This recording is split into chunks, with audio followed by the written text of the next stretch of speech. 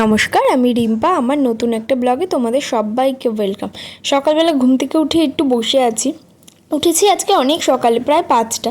তারপর যেই কাজগুলো থাকে নিত্যদিনে সেই কাজগুলো করে নিচ্ছি, একটু ঘর মোছা, তারপরে ঘর ঝাড় দেওয়া, এগুলো একটু করে নিচ্ছি। আর মাম ঘুমাচ্ছে ওর বাবার সাথে, মাম বলতে আমার মেয়ে, ও ঘুমাচ্ছে ওর বাবার সাথে।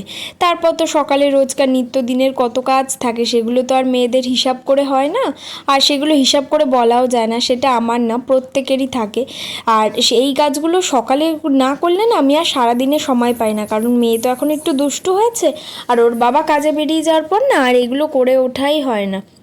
তোমাদের যদি ভালো লাগে ব্লগটা, তোমরা দেখতে দেখতে পুরোটুকু বুঝবে, আমার পরিবার সম্বন্ধে, আমার সম্বন্ধে সবটুকু বুঝবে।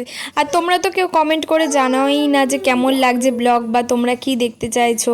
আমার তো প্রথম ভিডিওটা ছাড়া হয়ে গেছে, যদি ভালো লাগে আমার ইন্ট্রোটা একটু দেখে এসো। তারপর মামকে ঘুম থেকে উঠিয়ে একটা দেখি বিড়াল এখানে বসে রয়েছে। আর আমার মেয়ে না খুব পশু পাখি ভালোবাসে, এত ভালোবাসে বলার মতো না। ও তো ঘুম থেকে উঠে কান্না করছিল, তারপর বিড়ালটা দেখে না দেখি চুপ হয়ে গেল। তারপর ওকে খাইয়ে নিয়ে এই যে নিচে, এটা হলো ওর বজরংবলী। এই বজরংবলীটাকে নিয়ে সারাদিন থাকে। ওকে একটা বেশি খেলনা নিয়ে খেলে না, এই বজরংবলীটাকে পেলেই ওর সারাদিন কেটে যায়। তারপরে না আমাদের বাড়িতে সাপুড়ে এসেছিল। এরা ঠিক সাপুড়ে খেলা দেখায় না, এরা হলো সাপ ধরতে। আমাদের পাড়াতেই একটা বাড়ি থেকে এই গোখরো সাপটা ধরে নিয়ে এসেছে, আর আমাদের বাড়ি থেকে একটা চন্দ্রবড়া ধরেছিল। তারপর দেখো ওয়েদারটা কি সুন্দর হয়ে গেল। তারপরে গিয়ে বাথরুমের দরজাটা আমি আটকে দিয়ে আসলাম, বাড়ি খাচ্ছিল। আর এই দিকে দেখো মেয়ে কেমন করে ঝুলে দাঁড়িয়ে আছে, এত দুষ্টু হয়েছে মানে বলার মতো না। তারপরে বাইরে এত হাওয়া দিচ্ছে, আর ও এই গাছপালা নড়াগুলো দেখতে দেখছি পছন্দ করছে। তারপর ওকে নিয়ে আমি একটুখানি এইভাবে দাঁড়িয়ে রইলাম যে ও একটু দেখুক কিছুক্ষণ।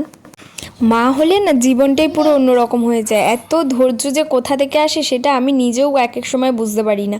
রাতে ঘুম নেই, দুপুরে ঘুম নেই, খাওয়ার ঠিক নেই, মানে তারপরেও যে কোথা থেকে এই এনার্জিগুলো পাই জানি না।